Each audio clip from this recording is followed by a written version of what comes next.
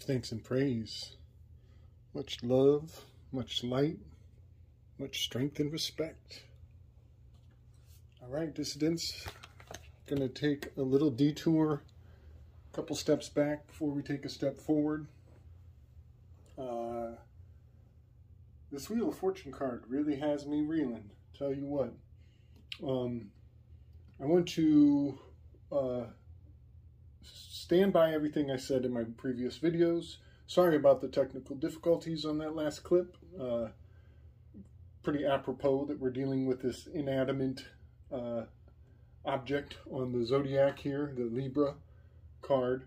And I just want to add a little more meaning to this Wheel of Fortune card. And I will get there. But first I want to just bring forward some observations in some research that I did a long time ago. And just so that I don't miss any details on what I would like to kind of layer into the meaning of this card. And it has to do with the artist, Francis Bacon. He does claim to be related to Sir Francis Bacon. He was an expressionist artist, very dark subject matter, had a real, we'll just say a controversial lifestyle in his day. I think he played a large role in the development of decriminalizing homosexuality in his culture and his time, as he was in London as a kind of a cross-dressing alternative lifestyle homosexual artist, struggling in his own strange way. Well, it turns out some of his art, I believe, has been imitated or emulated, as Lady Frida Harris was also an expressionist artist, painter. They were peers to one another. I think Lady Frida Harris was a little bit older than Francis Bacon, but they lived in the same times, and I'm quite sure they were moving through the same circles as artists in their day. So Francis Bacon, I'm not trying to give any veneration to any of these people. I'm just laying down their history, the chronology, and their influence on each other. I just want to be clear about that. I think that I do a decent job of staying ambivalent. You know, talking about Jean-Paul Sartre, I've got a lot of criticisms that I'm not gonna bring those into the conversation. So just understand that I'm trying to stay as objective as I can on these subjects. But Francis Bacon, I have seen his artwork, whole installations and projects and subject matter that he made his name on.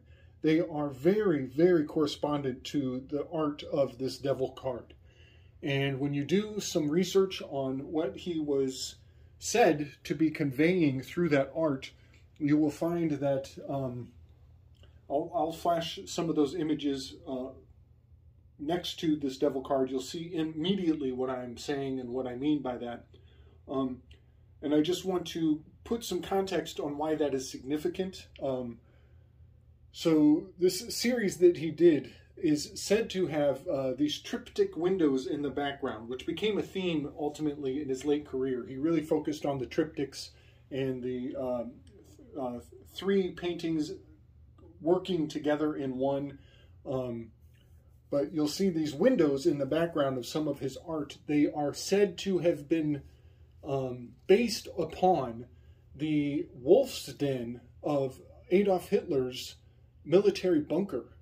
And that den, that bunker, has multiple names, but essentially Hitler renamed the bunker the Wolf's Den. And Adolf's name means the noble wolf, the head wolf, the chief wolf, the crowned wolf. Ed and Olf are Old Norse terms that mean the head wolf or the noble wolf. And a lot of people don't think about that when they throw that name around. It's incredibly esoteric to just casually use the name Adolf and not realize that there is one single wolf on the zodiac. It is Lupus. It is the dead center on in Libra. It is at the fall as we go into the darkness, into the underground of the subconscious of the collective. So I find it quite supercharged that Francis Bacon's art is emulated in the Devil card. I think it goes without saying that if I was going to do a eulogy of a quintessential persona to each and every card, it goes without saying Adolf Hitler is clearly the devil incarnate per the worldview of a majority of the beings in this world. So I think that is quite fascinating that he was emulating the wolf den in his art that is so correspondent with this devil card. I do not know, but I do suspect that Francis Bacon may have been commissioned to do some of this art on the Thoth deck, which is quite fascinating that his energy is emulated and maybe even directly preserved through some of these images that I have also found proliferated through film in quite a few fascinating ways. So that being said, he has another piece of art that I would be remiss not to mention, and that is his installation known as Pope Innocent X. And it is clearly, to me, powerfully correspondent to this Wheel of Fortune card. Only partially because of the fact that the color scheme is identical, but also, furthermore, when you do more research on his installation, which is Pope Innocent the X, 10X, Pope Innocent the 10th, when you do deeper research on his art, you will find that he was bringing forward imagery of a film by a film director. Let me get his name if anybody wants to look it up. It's nothing. Sergei Eisenstein did a film called Battleship Potemkin, and Francis Bacon was trying to capture the scene from the Battleship Potemkin where a nurse is screaming in horror and agony. She has a shattered pair of glasses on. I think there's blood on her face. It's a horrific image. Well, he was trying to infuse that image of the screaming nurse onto Pope Innocent X's picture forever. And he made a name for himself in doing so. And his rendition of Pope Innocent X was based on Diego Velázquez's portrait from 1649. Diego Velázquez was a painter for Pope Philip IV, which is interesting. We've talked about the alchemical 4 reduces to a 10, to a 1. So I just wanted to put all that forward, that I do think that there's a relationship to the art of the Wheel of Fortune card, tying into Pope Innocent X, tying back to this Battleship Potemkin. And in that scene where the nurse is screaming, there is a baby's carriage rolling down the steps while there is a massacre happening in the background. And it's a very psychologically jarring film. So not only is Pope Innocent X correspondent with the X, but also the scene with the baby carriage going down the steps is immortalized in his art, which has an echo in The Untouchables, the film The Untouchables, where there's a baby's carriage going down to optimize the tension of the scene. The 10 shown of the scene is a recreation of the Battleship Potemkin. And everybody should look up what Potemkin means and Potemkin villages. That, again, has a lot to do with fabrications, illusions, false fronts, and right now we have a kind of a Potemkin government, some would say. So wanted to bring Francis Bacon into the conversation because I do see his art as an expressionist as very influential onto Lady Frida Harris's tarot cards in the Thoth deck. But then also, while I'm harping on this Wheel of Fortune card, I want to make sure I don't miss a very important persona that I think should be eulogized by the Wheel of Fortune card. And again, I'm being as objective as I can here. I want to bring forward William Blake. And William Blake, his worldview, his influence on the collective. Some people consider William Blake a prophet, as he was discussing the Industrial Revolution. He was prophesizing, he was foreseeing the Industrial Revolution and what effects it would have on the landscape in his time, in his day. And so I'm going to read a poem that William Blake wrote where he mentions what is called the Dark Satanic Mills.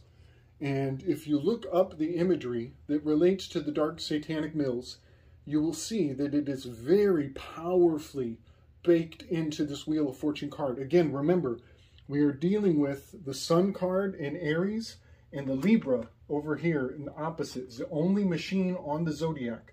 So it is a symbol of dead material.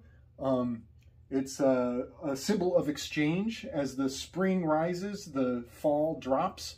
It is also, we've mentioned that Aries is here, as in the god Aries of war, where we march into battle. And then the scales of justice fall. So as the war builds up, our concept of justice diminishes. And we do not expect to see how shall we say, justification. That's it. Justification for wicked deeds will be on the rise as the soldiers march into battle. So also, I want to mention the Overton window. I think that social engineering, the Overton window, the Industrial Revolution, and AI. Right now, the new embodiment of the Wheel of Fortune will be AI. AI is a 1 and a 9. COVID-19 was a CV32219 AI.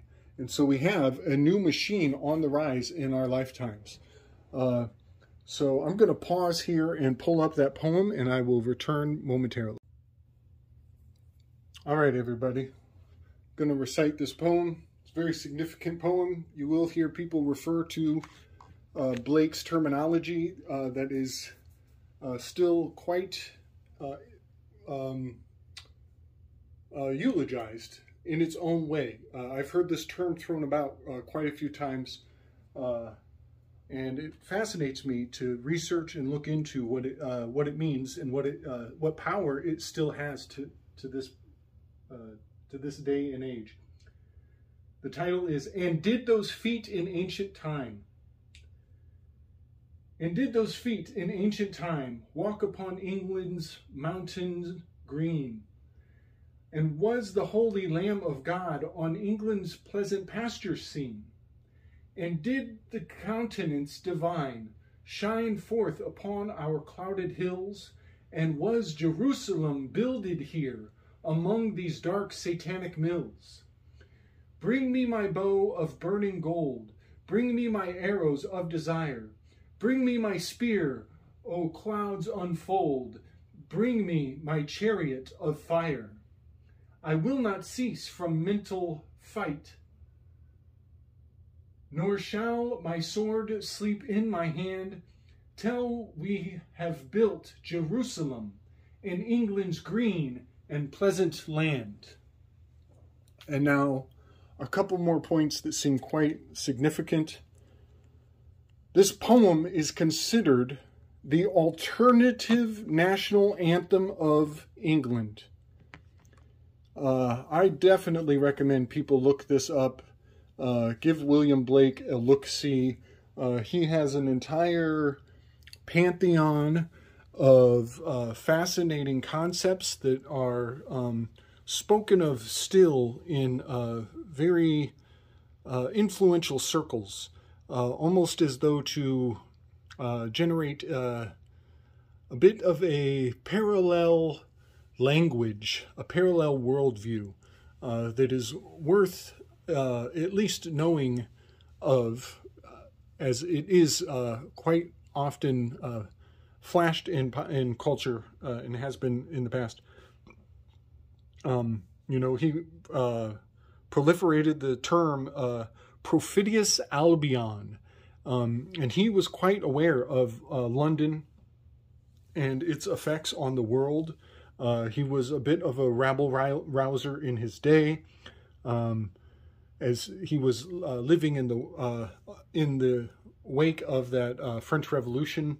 And in his poem there, he actually discusses a lot of Gnostic concepts, as you know, he is speculating as to whether the bloodline of Christ ever walked through the UK, through Britain. Some people have said that Joseph of Arimathea was a tin merchant, and the Britain was in fact a hub of trading and selling tin, which is a crucial alloy that is cut in with copper to make brass. And so there's quite a fascinating little study to understand the alchemical significance of certain countries. You know, Brazil is where a lot of copper is harvested from, and then Britain, tin, here we have card number 10, is where the tin comes from. So the trade relations between Brazil and their source of copper and Britain is important. Also, copper, its name comes from the Cyprus Islands, and a lot of the British families would claim to have bloodlines, royal family affiliation to the Cyprus Islands, as it is so proximal to Jerusalem. So he is speaking over a lot of people's heads in really fascinating ways in that poem. And then one last thing I wanted to bring forward, excuse me, is the what people call the Mandela effect. There's a particular verse in the Bible that a lot of people believe has changed. It has altered from what it originally was. And that line was, it is said, had to do with the lion of Leo laying down with the lamb. And I find it quite interesting that the lion and the lamb do not lie down together on the zodiac. They are not correspondent. And they say that now the new biblical verse is the lamb is lying down with the wolf. Well, that is correspondent. That is 180-degree relationship, as Lupus, the wolf, is in Libra, and the lamb is Aries here. And so this relationship is lying down. It's on a flat plane in their orientation to one another. So I just wanted to point that out, that whatever the Mandela effect is or is not, what it means to you, you know, that's a personal thing to come to terms with. I will point out that Carl Jung was very fascinated with mandalas and the power of the circle psychologically on the human experience. I will also point out that the phrase, I'll write it down, the phrase doing at CERN, I actually walked away from this because I kind of freaked myself out, but doing at CERN, oh, screwed that up, CERN. That phrase that people use quite a bit in the middle of a sentence is an anagram for God in trance. Pretty fascinating stuff. Really, really fascinating stuff. This lends to a theory that I've had for a long time, that we actually speak in anagrams on sub-unconscious levels that we do not even realize. And that we are saying so many things underneath our own words, and giving power to tulpas and egregores and archons on a level that we are intentionally oblivious of, we turn our blind eye to. And this is why I believe there is something incredibly powerful, very self-empowering, to actually take a vow of silence, to take just whatever time period you can afford in your own path, to remove yourself from words and the need to use words to survive. I think there is something really fascinating. When I was young, I used to take 3-day camping trips into the wilderness, such that the only thing I would hear for 3 days at a time was wind song. And it was completely therapeutic. It was absolutely healing. And in fact, when I would come back to the world and hear the language of my fellow man, it was somewhat jarring, as I had to reacclimate to what it meant to engage in language once again. So I think that we do a lot of work, we do a lot of languishing to turn a blind eye to the deeper meanings of these signs and symbols that we use so casually. So I just wanted to put all that forward, not trying to freak anybody out, but the Hadron Collider is the biggest wheel of fortune that there is in this world.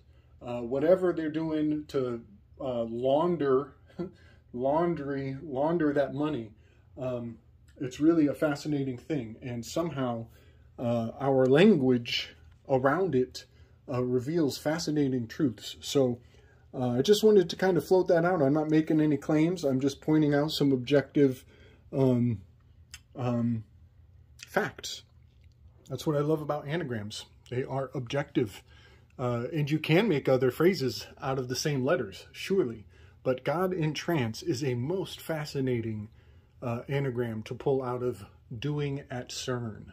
Okay, with that all lied down, I think I can give the Wheel of Fortune card a rest. I feel that I have said everything I need to say. Maybe, so yeah, we're going to give this to William Blake. There is some art of William Blake's. There's a lot of art from William Blake that I think is powerfully correspondent to the imagery of this card.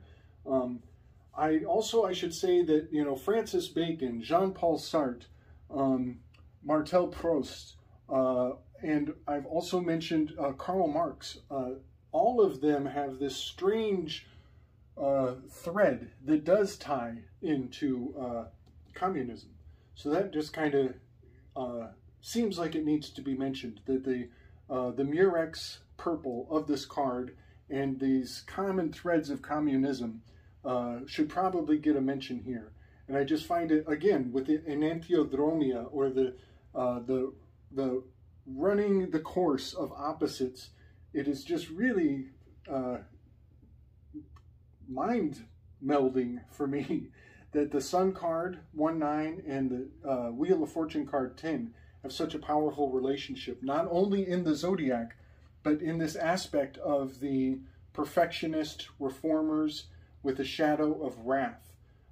It is such a powerful and profound station. And of course, it's really hit me on a personal note, because I identify as a 1. It is my life path number, and I find myself so often wanting to go back and do my own work over again. Like, most of my channel is just it's like, these are my rough draft brainstorms. This whole channel is like one big brainstorm for what someday will probably culminate in a master project. So I just wanted to kind of empty my cup on this Reformer number 1, so I can get to getting and move on to the Giver this nurturer with the shadow of pride, number 2, Pausanias, who was a lawgiver. He was a lawyer, basically. And the High Priestess card, who has the Torah in her lap. And then we will talk quite a bit on the art and the energy around this Aeon card, which was reformed by Crowley and Lady Frieda Harris in their day. I think I'm done, y'all. Much love and respect.